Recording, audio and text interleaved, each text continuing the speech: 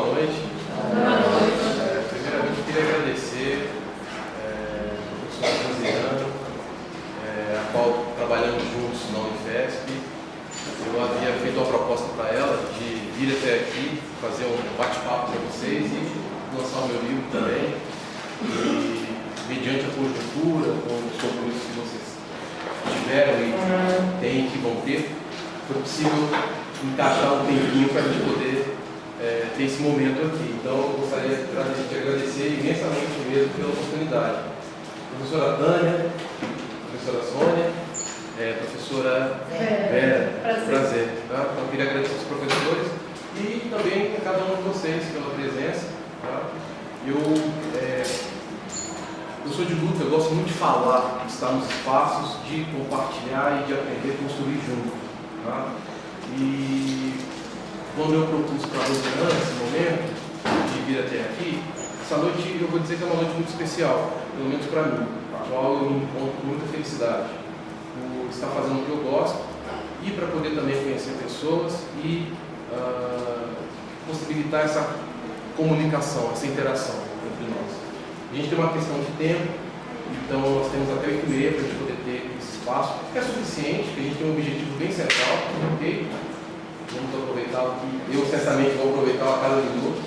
Então a minha intenção aqui é fazer uma discussão de uns 10 minutos, depois a gente poderia conversar aqui a respeito, eu vou intitular essa roda de conversa da arte como mediação do trabalho do assistente social.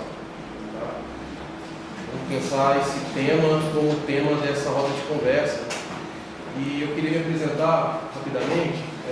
Meu nome é Daniel Pérez Arruda, sou assistente social.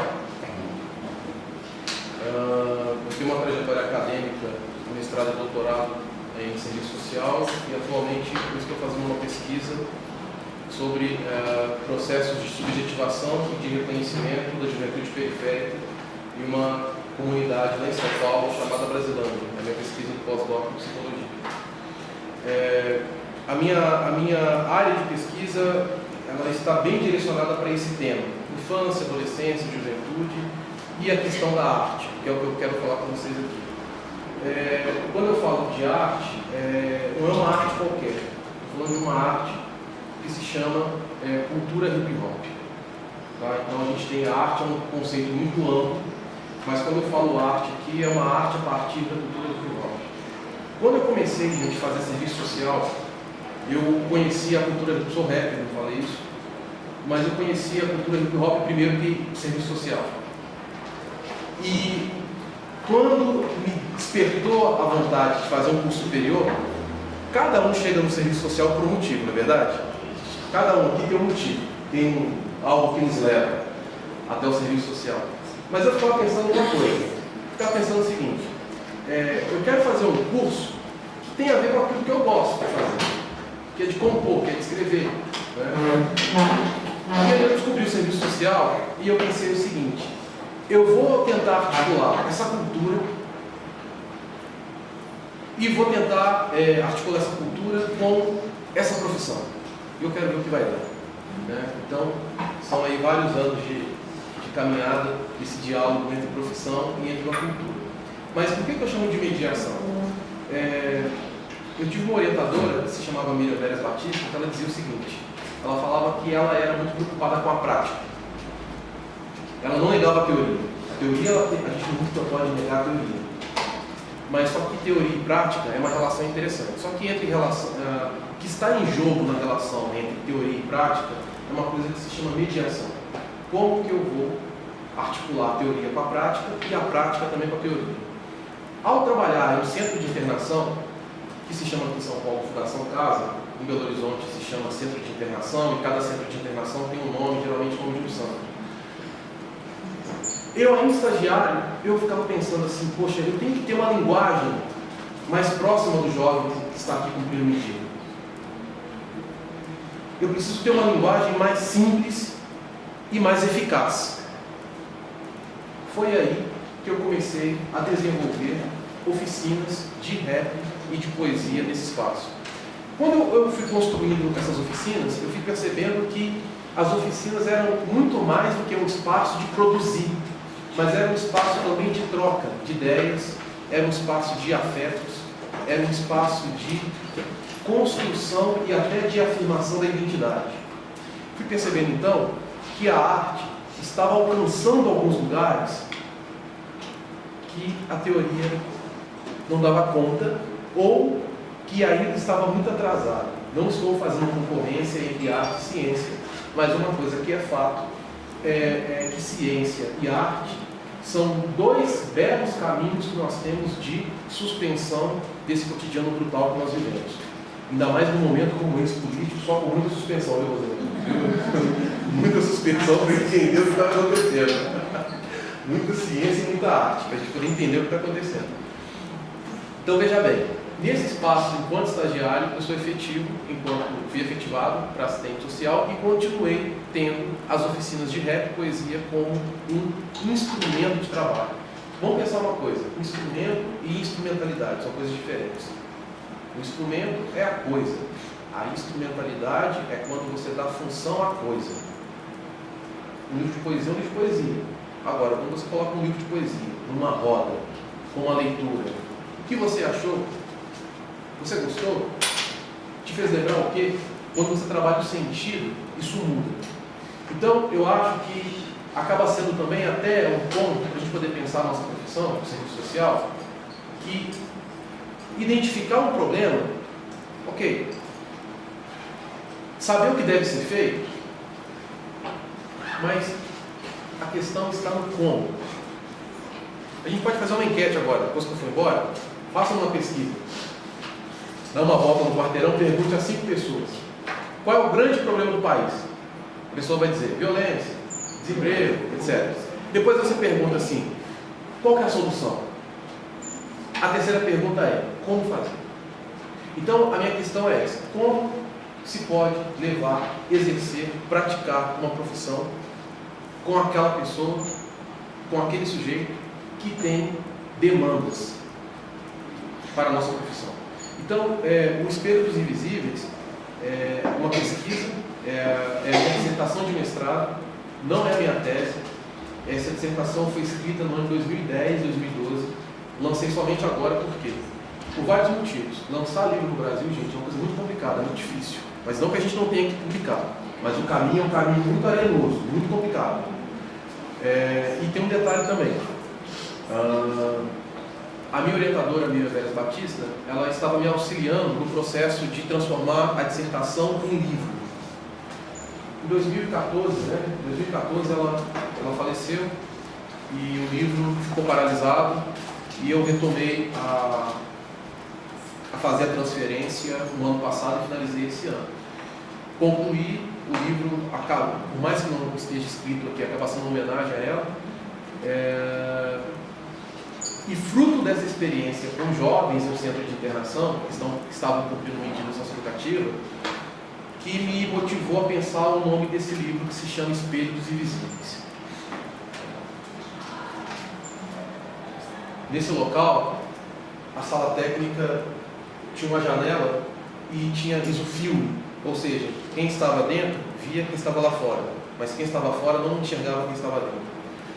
Um dia eu estava lá na mesa fazendo um relatório, eu olhei para a janela assim, um jovem se vendo no espelho, porque nesse centro de internação não tinha espelho, não se tem espelho em cadeia. E aquilo me chamou a atenção. Eu falei assim, poxa, o jovem ele está se vendo, sabe? Se vendo, ajeitando a sobrancelha, olhando os dentes, sorrindo, né? E aquilo me chamou a atenção. Eu falei assim, caramba, ele está se vendo, mas ele não sabe que eu estou aqui dentro vendo ele se vendo. E aquela imagem ficou para mim, sabe? A imagem é a simbologia do espelho. E eu gosto muito de um autor chamado Luiz Eduardo Soares, e ele trabalha muito uma categoria que se chama invisibilidade. Então, por isso que eu associei o espelho com visibilidade com o espelho dos invisíveis. Nesse caso aí, a arte é uma forma de reconhecer a identidade do sujeito.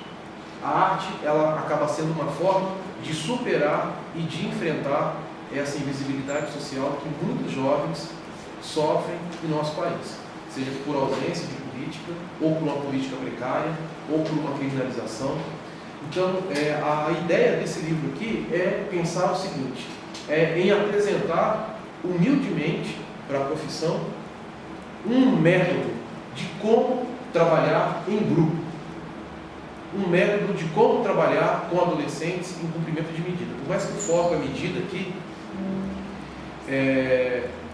eu apresento aqui uma metodologia, mas que ela pode ser utilizada com outros grupos também e com outras artes. No caso aqui foi o rap, a poesia, mas também pode ser usada com teatro, pode ser usada com dança, não é uma metodologia engessada.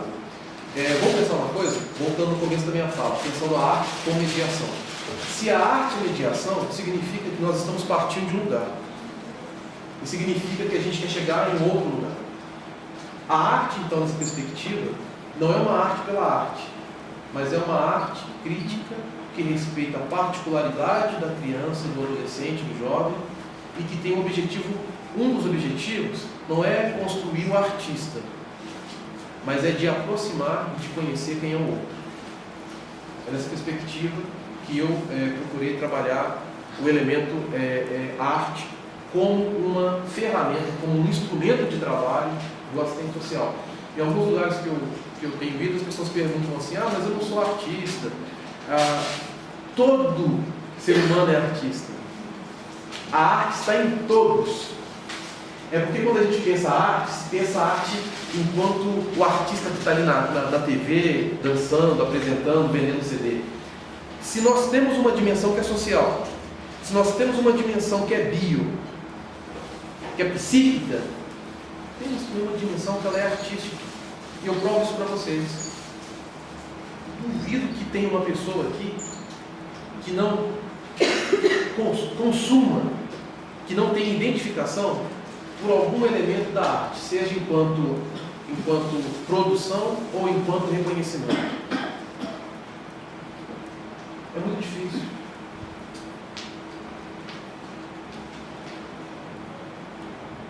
A arte nessa perspectiva não é aquela arte que aparece em alguns programas de televisão que o cara diz, você não canta, você não serve para cantar.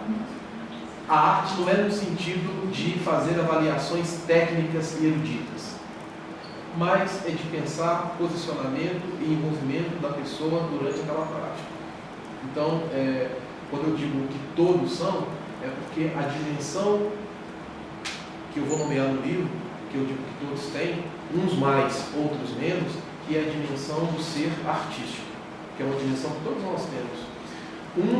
Essa dimensão aparece muito cedo, outras muito tarde. Geralmente na infância, essa dimensão ela aparece com muita força. Ao decorrer da vida, isso pode tomar uma proporção maior ou menor. Mas a arte, ela é uma dimensão que constitui não apenas o sujeito, mas que acaba também constituindo a nossa própria vida cotidiana. Não há sociedade sem arte, não há humanidade sem arte.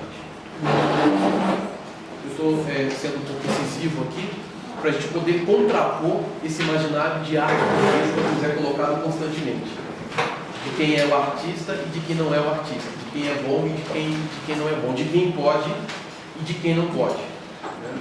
Então, brevemente, nesses minutos, a minha ideia seria apresentar essas reflexões para vocês e a gente conversar um pouco como que a gente pode pensar a arte enquanto mediação no nosso processo de formação e até futuramente como um caminho de atuação, uma possibilidade também de intervenção no nosso campo de trabalho.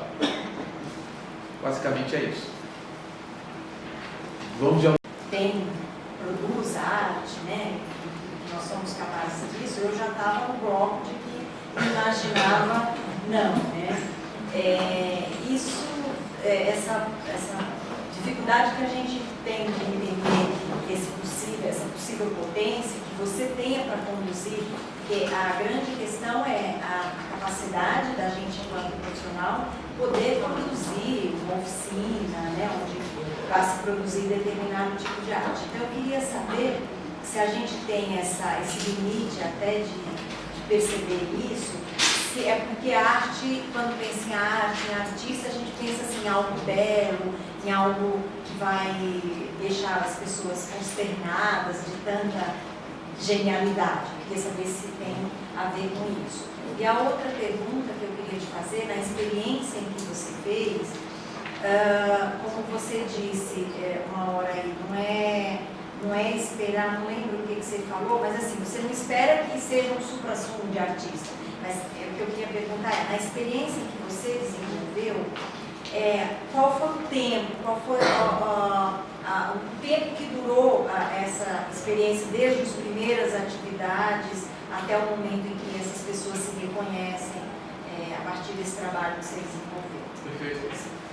Vou pegar a última. Essa experiência eu desenvolvi ela durante 3 anos e meio, 4 anos.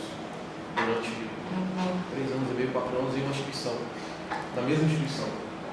E o que eu percebi nessa experiência, Fernando, é que quando eu chego lá, os jovens que ali estavam, eles já gostavam dessa arte.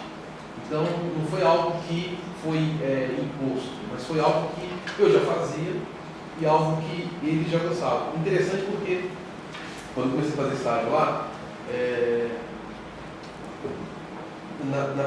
a pedagogia da instituição se chamava pedagogia salesiana, a pedagogia de Dom Bosco. Então, o centro de internação, esse centro tinha uma pedagogia, coisa que muitos centros não tem. É um trabalho rotineiro e não tem técnicas, etc. Tinha uma atividade que se chamava Bom Dia. O que era o Bom Dia? Um técnico, uma vez por mês, era um cronograma, ele tinha que fazer uma atividade de um bom dia.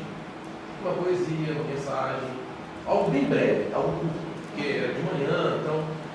E aí, quando chegou a minha vez, eu era estagiário na época, foi 2006, 2007, aí eu peguei e falei assim, bom, eu tinha 2 meses de estágio lá, e eles não sabiam o que eu cantava. Aí eu peguei e falei assim, bom, eu vou cantar um rap pra eles, né? E aí eu levei, na época, uma caixa de som, levei um disquimento, desculpa falar disquimento, tá? Mas na época era disquimento, morro de vergonha com essas coisas. Levei um disquimento, levei um cabo lá, tinha Bluetooth, né? Então tinha. E aí eu comecei a cantar um rap. A música se chamava Lágrima de um Palhaço. A Lágrima de um Palhaço. Vai cantar hoje. Se a vida é um si, eu sou um palhaço. No picadeiro nativo arrancando aplausos, a recompensa do trabalho. Ver o ser humano com sorriso nos lábios. Esse mundo está louco, é um paralelo entre o preto, o branco, a favela e o castelo. Aí, mano, filho, eu tô ligado que admiro o meu som. Palavra-chave que tu falou tem que ter dom. A lágrima de um palhaço não é por acaso. Eu fui cantando. Aí eles ficaram assim, ó. Tipo, pô, meu olho estagiário. Você sabe? Estagiário não presta, né? Estagiário não presta. Sabe disso, né? Desculpa. Estagiário não presta. Estagiário, né? Eles ficaram tipo assim, sabe? Tipo assim, meu, estagiário canta. E aí eu acabei de cantar o rap, dei bom dia, e aí no pátio vieram falar comigo. Não, você canta direitinho. Aí falaram assim, aí um chegou perto de mim, gingado assim, né, aquele jeito assim, tipo, mano, né? Nossa, é um dos nossos, não sei o quê. Pra mim você era, eles usam uma palavra, que eu tenho que lembrar dela agora. Sistemático. E você canta, mas você é tão sistemático. Eu não, mas eu sou sistemático. Não. Então eu aproveitei esse cenário de surpresa e falei assim, o que vocês querem? A gente quer cantar também. Daí eu construí o quê? Oficinas periódicas, semanalmente. 1 hora de duração. Por quê? Porque eu estava dentro de uma instituição. Então, eram 30 adolescentes e eu dividia 2 turmas, 3 turmas. Então, tinha um ciclo, tinha um tema e tinha um combinado. Veja bem, eu era estagiário. E eu fui construindo isso. Quando eu fui efetivado, eu continuei desenvolvendo. E aí é interessante porque tinha adolescentes lá que durante o atendimento não falava com tanta liberdade.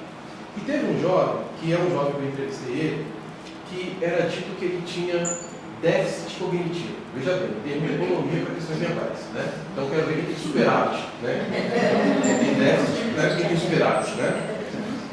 Superávit mental, né? Umas coisas assim. E aí eu quero participar da oficina.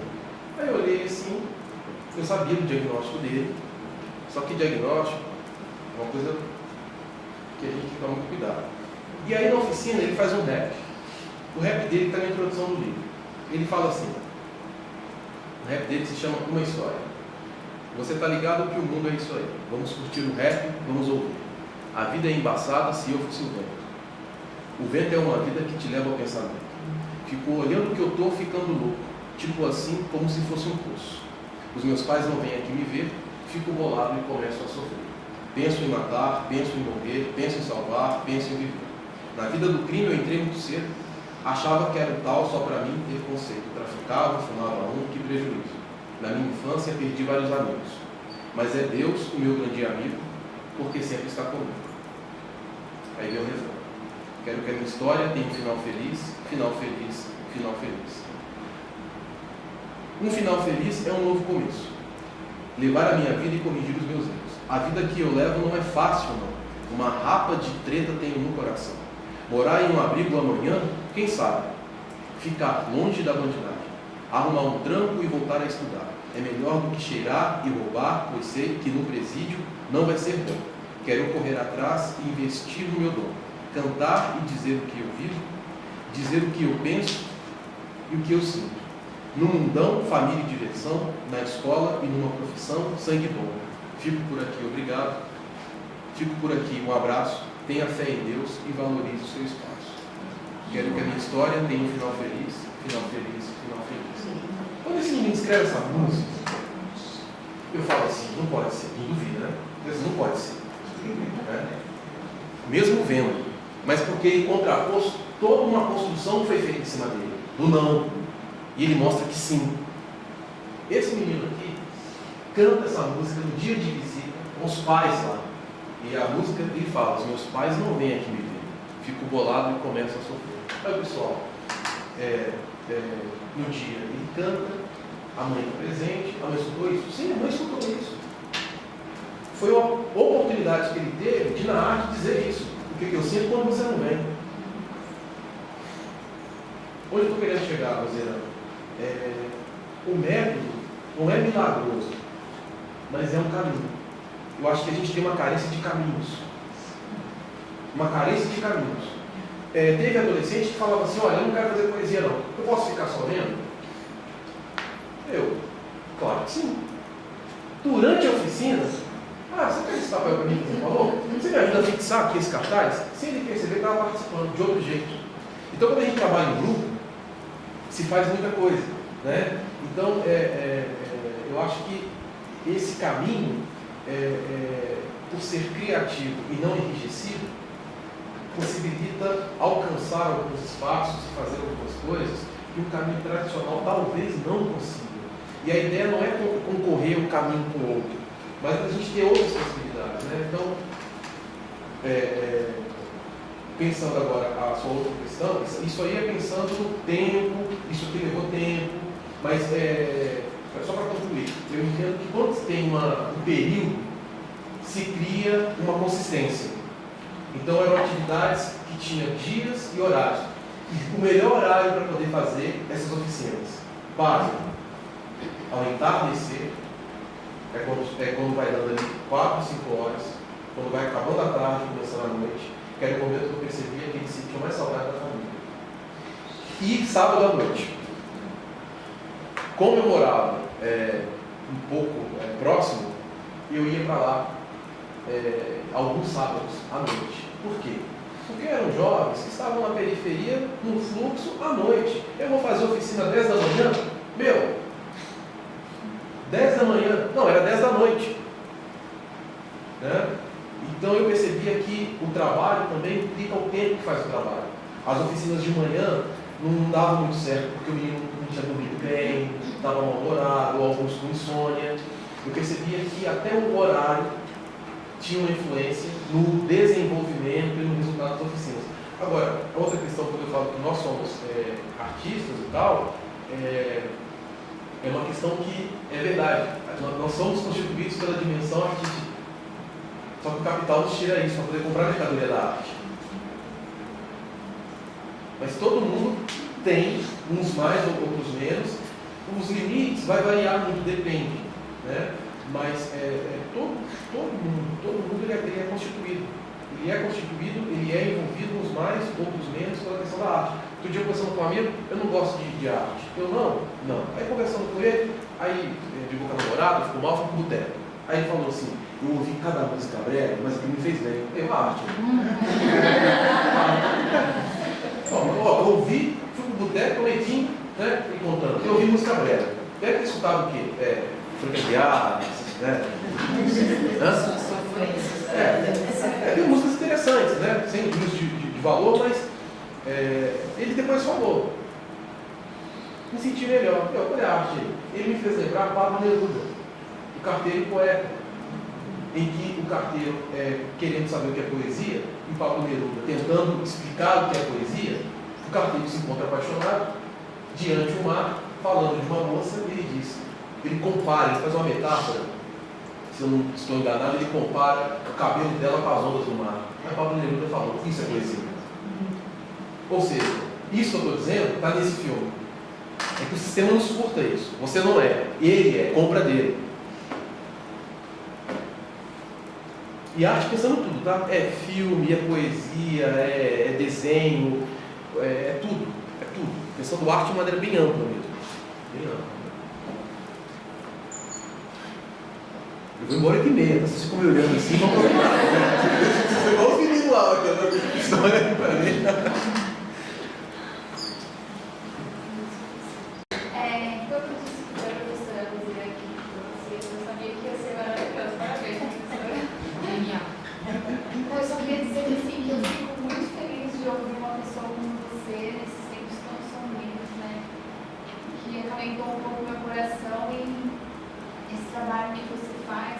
Quando eu entrei na faculdade em 2015, meu sonho era estagiar na Fundação Casa.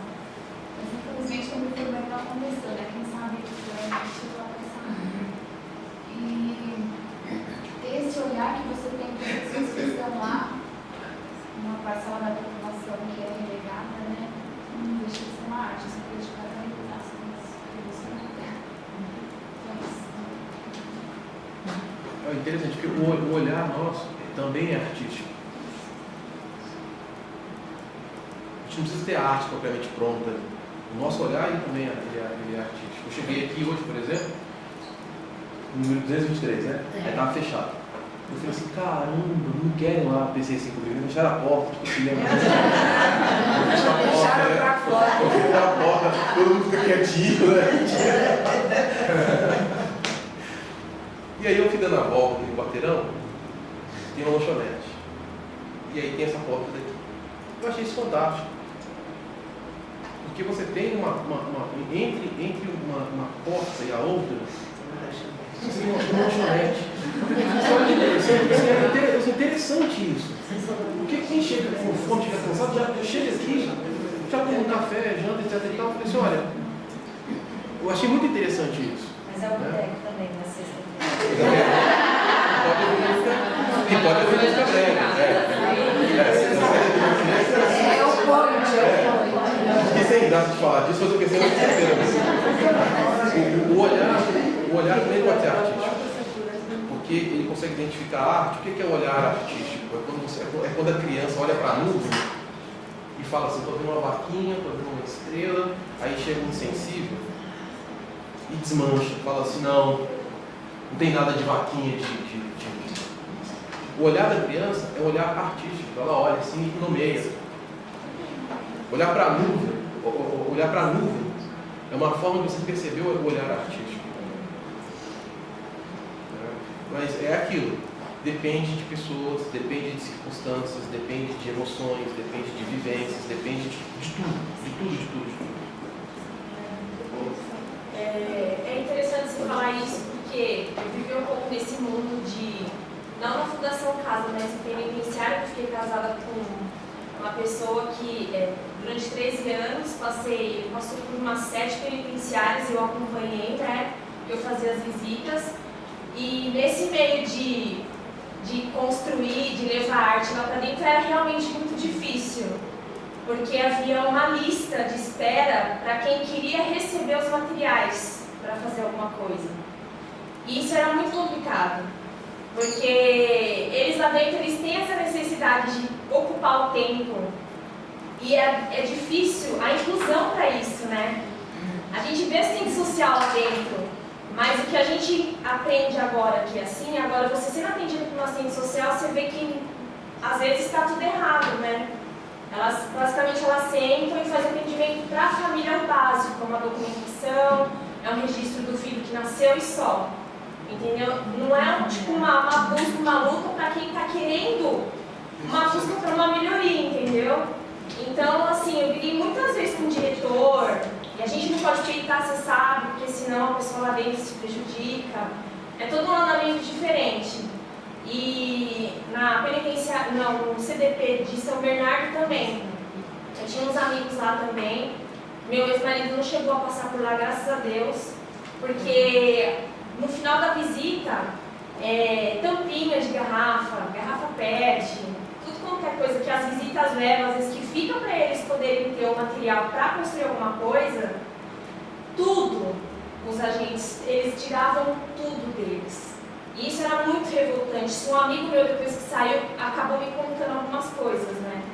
Eu falava ali, coisas que a gente podia trabalhar depois, que as visitas levavam pra gente, que a gente podia construir alguma coisa, eles tiravam tudo. E realmente era para fazer a raiva mesmo, pagar raiva que eles falam, né? Então isso é muito difícil, né? Qual é o seu nome? Meu nome é Lívia. Eu fiz esse trabalho também em um presídio de segurança máxima chamado Nelson Brito, em Contagem. O nosso corpo ele é artístico. Eu entendi o que você falou. A tampinha, o material, eu entendi perfeitamente. Mas é aí que entra a arte. Não precisa de tampinha, não precisa de papel. A arte é o corpo. Eu que sou grande, as crianças que têm contato comigo adoram, porque meu braço vira novo. A perna vira, como chama? Escorregador, elevador. Está entendendo? Então é aí que entra essa dimensão. É isso. É aí que entra a arte. É aí que entra a arte. O que se fazer quando não. O que fazer quando não se tem nada? O que se fazer quando não se tem nada? E quando eu trabalhei com esse grupo de presos lá, eram 12, né? 12, tipo, né, os apóstolos, uma coisa tipo assim, né? Só brincava na época. Porque, vamos pensar uma coisa, trabalhavam 7 temas do tipo sobrevivência, amor, violência, família. Os outros 3 eu não recordo aqui, mas eram temas que eles escolheram. Aí eu pensei comigo assim, cara, como trabalhar sobrevivência com esse cara aqui? Falar de amor até mais fácil, assim, mas é complicado, mas... E aí, qual foi a técnica que eu utilizei? Metáfora. É o falar sem dizer. É o falar sem dizer. Eu recordo que no sarau que nós fizemos lá, a diretora ela teve uma fala muito interessante que ela disse assim: poesias sensíveis e uma realidade muito densa. Porque a técnica da metáfora filtrou aquela escrita em que eu lembro de um preso que ele falava assim, ele fez uma coisa, o que é metáfora? Como é que o sol aqui nasce? Quadrado. Como é que vocês dormem? Valete. Já está começando bem, já tem 2 metáforas. Metáfora está em você. Ah, entendi. Então metáfora é uma coisa que você quer falar usando outra que parece que não é. Eu não vou pegar a gramática para poder verificar se... Não, ele deu um conceito dele de metáfora. Ele me faz uma poesia, ele diz assim: faço dos espinhos trampolim para a vitória. Nossa, que forte isso, hein? Aí ele chegou e falou assim: os espinhos é o agente, tá? Beleza.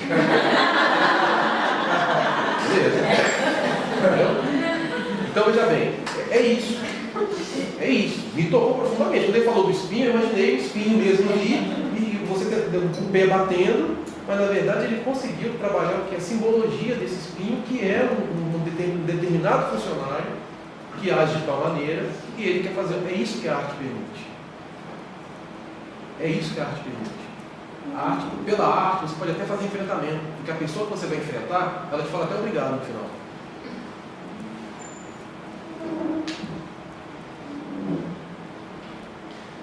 Acho que foi em Brasília, teve um evento lá para poder, os bueiros, para poder limpar os bueiros, alguma coisa do tipo assim. Uma campanha para poder, não joga papel no chão, essa coisa toda. Fizeram um grafite de um bueiro fumando.